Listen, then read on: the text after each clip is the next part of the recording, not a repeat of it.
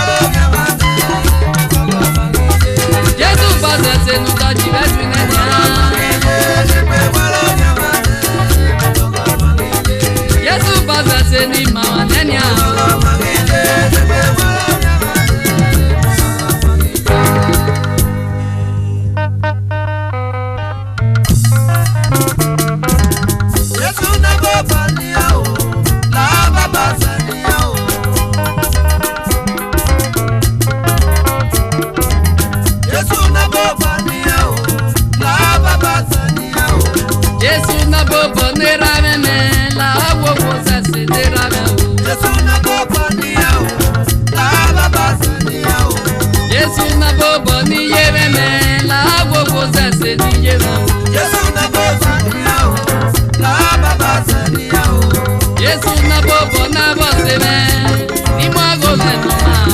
Yesu na bobo ni ao la baba sani ao. Ni buzo zo buwa konya la baba sase ni yame.